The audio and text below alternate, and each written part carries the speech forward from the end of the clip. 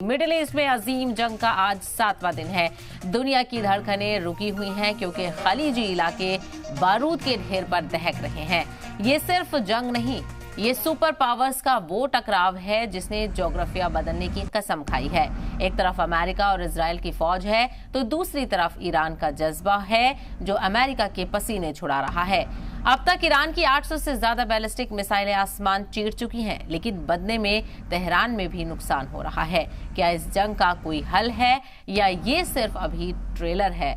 Film अभी बाकी है या ये दुनिया तीसरी जंग अजीम की आग में पूरी तरह झुलस जाएगी? तो जंग का आज 7वां दिन है। 7वें दिन में ये जंग दाखिल हो चुकी है और जो हमले हैं उनकी शिद्दत लगातार बढ़ती हुई नजर आ रही है और ईरान की तरफ से भी दो टूक कहा जा रहा है कि अब किसी भी सूरत में बख्शा नहीं जाएगा। तो ये अलग अलग तस्वीरें भी आप देख रहे हैं कि जहां जहां पर ईरान की तरफ से हमले किए जा रहे हैं, तेहरान हो, बहरीन हो, तेल अवीव हो, हाइफा हो, बैरूत, इराक, अबू धाबी, दोहा, इन सभी जगहों पर अमेरिकी बेसेस, अमेरिकी एम्बेसीज और तेल अवीव में भी ईरान की तरफ से बड़े पैमाने पर मिसाइल अटैक किए जा रहे हैं, ड्रोन से हमले किए जा रहे हैं। तो यहाँ पर ईरान की तरफ से लगातार ऑपरेशन जारी है और इसी तरह के बयानात भी सामने आ रहे हैं। तो जंग यहाँ पर लगातार जारी है और ईरान की तरफ से मुंह तोड़ जवाब दिया जा रहा है। तो मिडिल ईस्ट में अजीम जंग का आज 7वां दिन है। दुनिया की धड़कनें रुकी हुई हैं क्योंकि खलीजी इलाके बारूद के ढेर पर दहक रहे हैं। अलग अलग तस्वीरों से आप अंदाजा लगा सकते हैं कि ये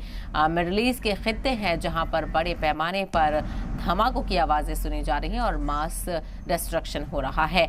आगे बढ़ते अगली बड़ी खबर का रुख कर लेते हैं। ग्राउंड ऑपरेशन की तैयारी में है यूएस के हवाले से बड़ी खबर आपको बता दें। यूएस की बख्तरबंद गाड़ियां देखने को मिली है।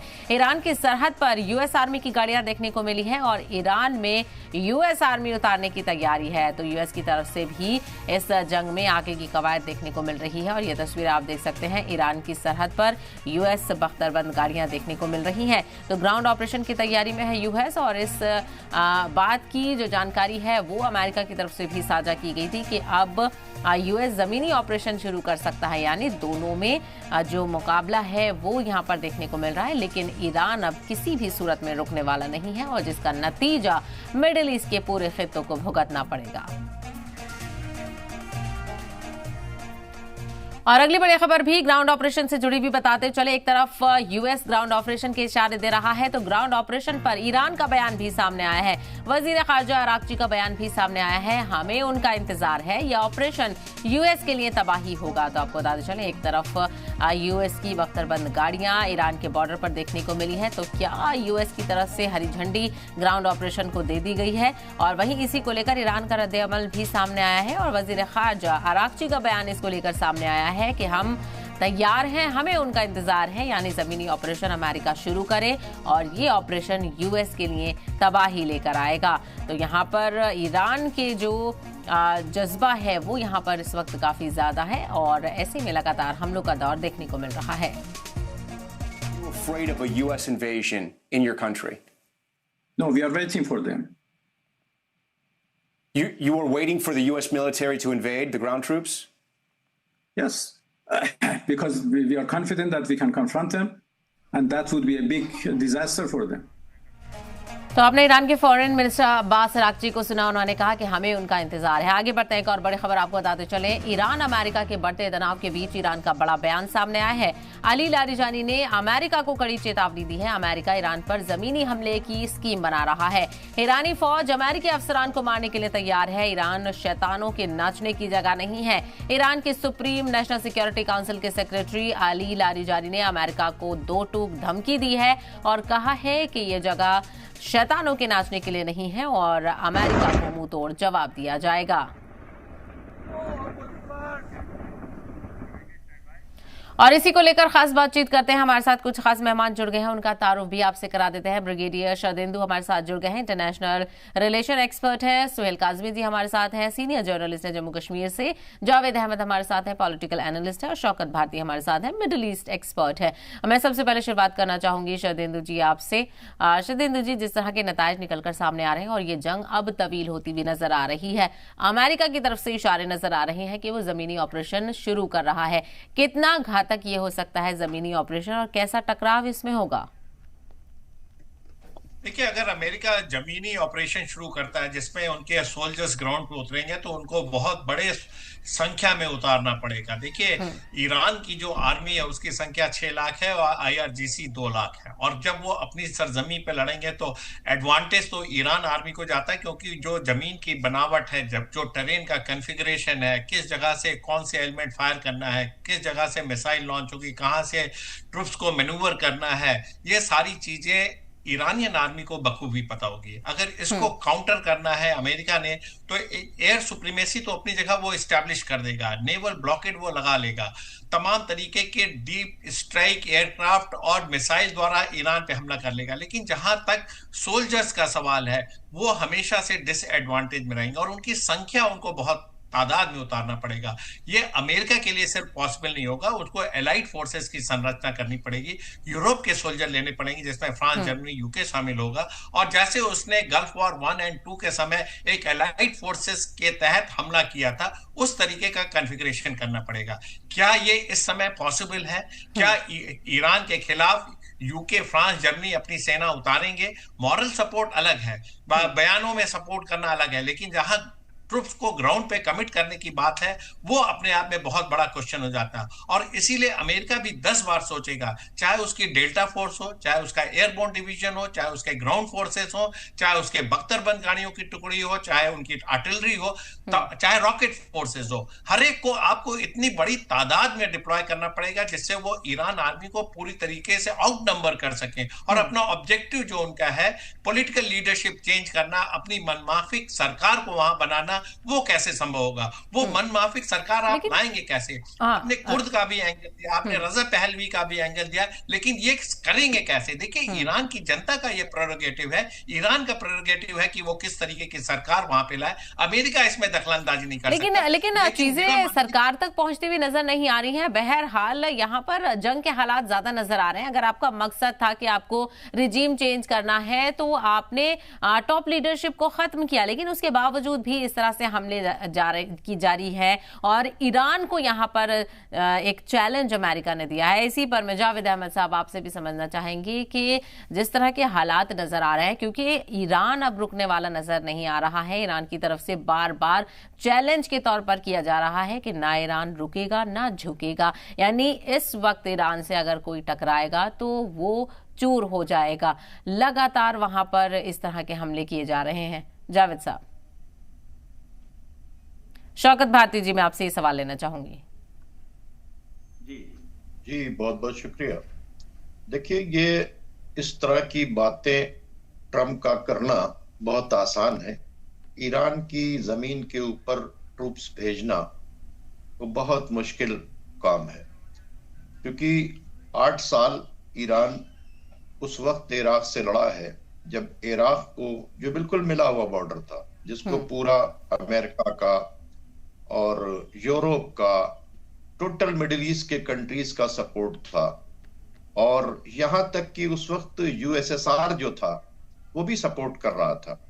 तो जब मिला हुआ बॉर्डर था, एक आर्मी थी, और दूसरी तरफ आप देखें कि ईरान में नया नया रिवोल्यूशन आया था, इनकलाब आया था, वहां की आर्मी टूट चुकी थी, बहुत बुरा हाल था जी। उस वक्त भी 8 साल लड़ने के बाद ये ईरान से नहीं जीत सके, और ईरान की तरफ से नहीं कहा गया कि जंग रोक दो, बल्कि यूनाइटेड नेशन में बार बार इराक की तरफ से और अमेरिका की तरफ से और तमाम दुनिया की तरफ से प्रपोजल आता था कि जंग बंद कर दें, जंग बंद कर दें, और ईरान कहता था कि पहले जारह कौन है, यानी किसने अटैक किया है ये कंडेम करो, क्यों अटैक किया है।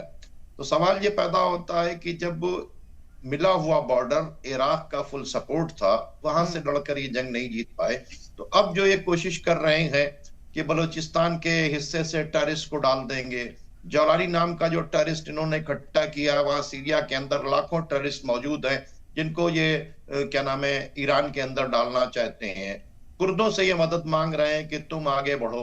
सवाल ये पैदा होता है, अगर आपको बूट्स ग्राउंड पर रखने हैं तो आपके पास आर्मी या लेके आइए। आप कभी कुर्द को एक्टिव कर रहे हैं, कभी आप जौलानी को एक्टिव कर रहे हैं, कभी आप बलूचिस्तान के करीब से जितने पाकिस्तानी टेररिस्ट हैं उनको आप एक्टिव कर रहे हैं। तो मकसद क्या है? यानी आप नीचे क्यों नहीं उतर रहे? आपके डेल्टा फोर्स के कुछ लोग उतरे थे जिनको ईरान ने मारा भी और अरेस्ट भी किया है। और ईरान ने इस वक्त तो आपके मिडिल ईस्ट के सारे बेसेस उड़ा दिए हैं, आपका तमाम डिफेंस सिस्टम उड़ा दिया है।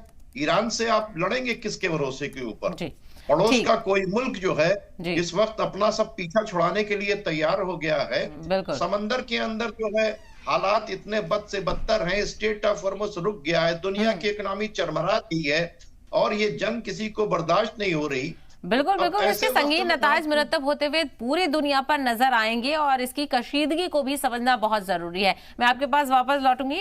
सुहेल काज़मी साहब, जिस तरह की वार पलटवार देखने को मिल रहा है और ईरान की तरफ से जो डेडिकेशन देखने को मिल रहा है, ये उसी का नतीजा है कि कैसे उसको टारगेट किया गया और कैसे सुप्रीम लीडर को वहां से हटाने की कोशिश की गई, जिसमें कामयाबी हुई। यानी अब ईरान ने पूरे मिडिल ईस्ट के तमाम खित्तों को भी ये पैगाम वाजे कर दिया है कि अगर इजराइल और अमेरिका नहीं रुके तो इसके नतायज आप भी भुगतोगे। देखिए, बिल्कुल ठीक कह रही हैं आप। देखिए, अभी 7वां दिन है और 7 दिनों में जो डेवलपमेंट हुई है वो जो है वो पॉजिटिवली जो वर्ल्ड सिनेरियो बता रहा है वो ईरान की तरफ सिंपैथेटिकल होती जा रही है कि इस बार भी, जैसे सर ने कहा, इस बार भी जो पहल है वो अमेरिका की तरफ से हुई है। दैट टू इन जब सेकंड राउंड ऑफ इनकी नेगोशिएटिंग मीटिंग्स चल रही थी जिनीवा में, तो कहने का मतलब ये है कि जबरदस्ती हुई थोपी हुई जंग जिसकी कोई बुनियाद नहीं है, जिसकी कोई वजूहात नहीं है, जिसका कोई मॉरल ग्राउंड्स नहीं है और जिसकी कोई इजाजत नहीं है international law court of law में कि भैया आप कौन है किसी के मुल्क में जबरदस्ती से हुकूमत बदलाने के लिए इस तरह से आप एक्ट करते हैं, जो कभी हुआ नहीं है। लेकिन यह है कि आदत पड़ी हुई है, ट्रम्प जी साहब को आदत पड़ी है, जिसका मर्जी प्रेसिडेंट बीवी समेत उठा लेते हैं घर से रात को और सुबह वो अमेरिका ले आते हैं, क्योंकि वो डिक्टेटरशिप जो है आपने देखी पिछले जब से आए हुए हैं ट्रम्प, तो वो इसी तरह कर रहे हैं और पूरी दुनिया को इसको सोचने में मजबूर कर दिया है कि जनाब ये जो सूरत हाल है ये सिर्फ इनकी हरदर्मियों की वजह से है और आज दुनिया जो सिमट गई है, जो सोचने पे मजबूर हो गई है कि अपना अपना रास्ता, अपनी अपनी मंजिलें खुद तय कीजिए और कौन आपके परमानेंट फ्रेंड्स हैं। बिल्कुल बिल्कुल, यही रवैया अमेरिका का कहीं ना कहीं कई सवाल सोचने पर मजबूर कर देता है। इस पे मैं जावेद अहमद साहब आपका रिएक्शन चाहूंगी। जब हम कुछ कड़ियों को जोड़ते हैं, जब जिनेवा में बातचीत चल रही थी, बहुत सारी चीजों को लेकर जानकारियां सामने आ रही थी कि ईरान बहुत सारे पॉइंट्स पर राजी हो रहा था। कुछ ही ऐसी चीजें थी जिनमें दोनों में आपसी बातचीत चल रही थी, लेकिन अमेरिका का रवैया कि हमारे मुताबिक बात नहीं हो रही है। दूसरी तरफ दीगर ममालिक की तरफ से भी ये इशारा दिया गया कि बातचीत पॉजिटिव वे में जा रही है, लेकिन क्या होता है कि अमेरिका के मुताबिक नहीं है सब कुछ, तो फिर वो हमला कर देगा। इसी तरह के रवैये की वजह से आज दुनिया इतने बड़े खतरात में पड़ती हुई नजर आ रही है, जिसका नतीजा आम लोग भी भुगतेंगे। जावेद साहब जी, बहुत बहुत शुक्रिया। ये कोई शक नहीं है इसमें कि ये जो वार है थोपी गई है। एक होता है कि बातचीत के दौरान उसके को डिस्क्लोजर होता है कि हमारी इन बिंदुओं पे, तमाम 5 बिंदु थे, एजेंडा थे जिसपे ईरान और अमेरिका से बात हो रही थी, लेकिन उसमें मैक्सिमम चीजों पे सहमति बन गई थी। उस सहमति के तौर पे अगर देखा जाए तो जंग को थोपना ये गैर कानूनी है और गैर जमहूरियत है। लेकिन अमेरिका की जो तानाशाह है वो दुनिया में जग जाहिर है। इसका असर जियोपॉलिटिकल का दायरा बढ़ गया और तमाम वो मुल्क जद में आ गए जो इससे बहुत दूर थे। मिसाल के तौर पे अभी आप देखेंगे कि जो जंग का दायरा है वो हिंद महासागर तक आ गया।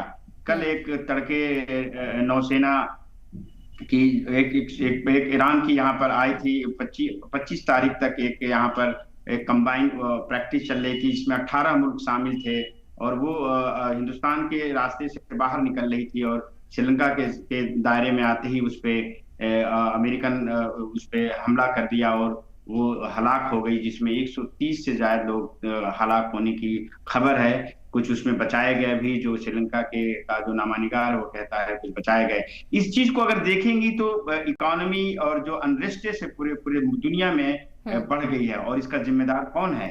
इसमें वो लोग भी जिम्मेदार हैं जो खामोश हैं, जो अपने बारी का इंतजार कर रहे हैं। ये कतई अमेरिका को ये बर्दाश्त नहीं है कि कोई भी मुल्क दुनिया में अपने तौर तरीके से अपने सरहदों को मजबूत करना चाहता हो, अपनी ट्रेड को मजबूत करना चाहता है, उसको पसंद नहीं है।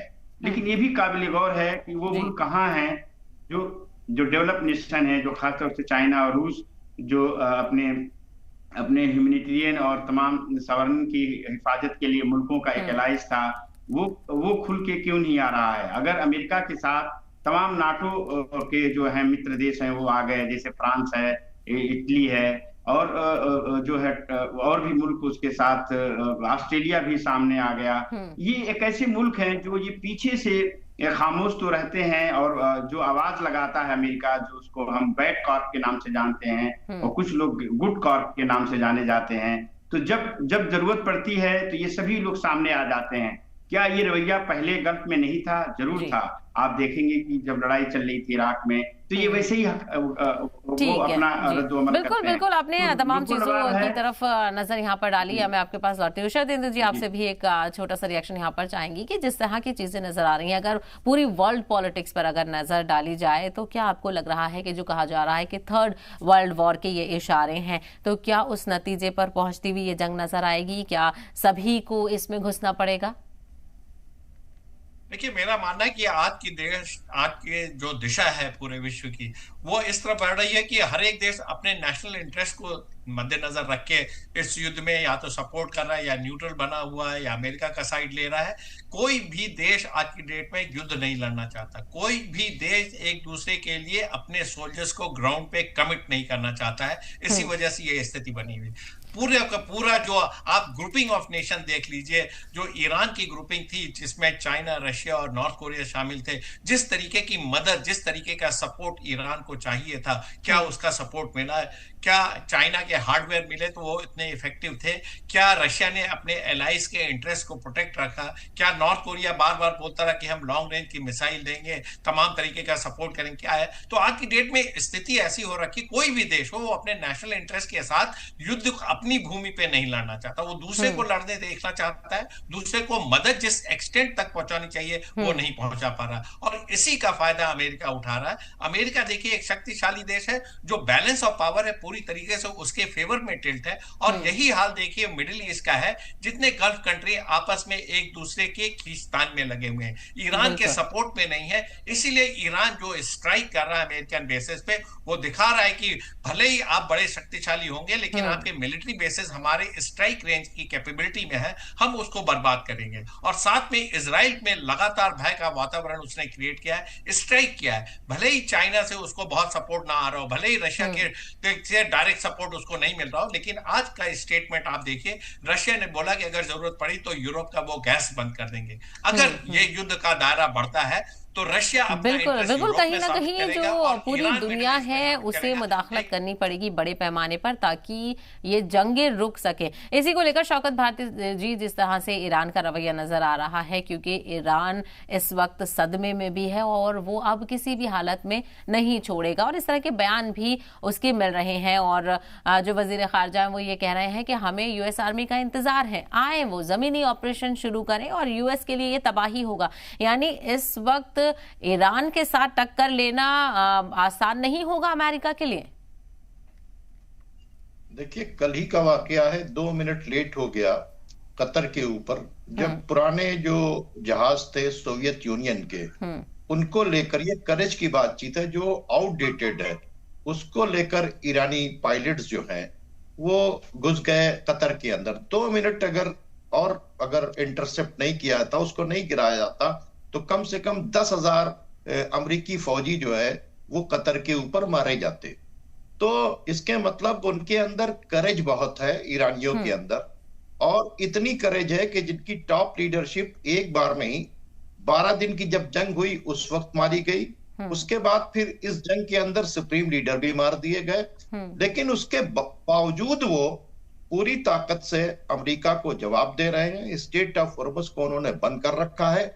अब लोगों को अपना नेशनल इंटरेस्ट याद आ रहा है। अब बताएं कि नेशनल इंटरेस्ट तो हमारा खराब हो गया। आज जब स्टेट ऑफ हॉर्मुज़ बंद है तो प्रॉब्लम तो सब लोग झेल रहे हैं। अमेरिका के खिलाफ न बोलने का अंजाम आपने देख लिया। एक शख्स जो 50 साल से अमेरिका के खिलाफ खड़ा है, और उसने सबसे पहले उसने समझ लिया कि दुनिया की प्रॉब्लम की जड़ अमेरिका है, इसलिए पहले उसने अपने यहाँ रिजीम चेंज की, शाह की, अपनी हुकूमत को गिराया। फिर उसने दुनिया को एक मैसेज दिया कि पूरी दुनिया की प्रॉब्लम की जड़ जो है वो अमेरिका है। उसने अमेरिका को शैताने बुजुर्ग कहा, इजराइल को, अमेरिका को अपने यहाँ से निकाला और कहा खित्ते की प्रॉब्लम की जड़ लोग हैं। लेकिन उसकी बात किसी ने नहीं मानी। उसको रोकने के लिए सद्दाम हुसैन से अटैक कराया गया।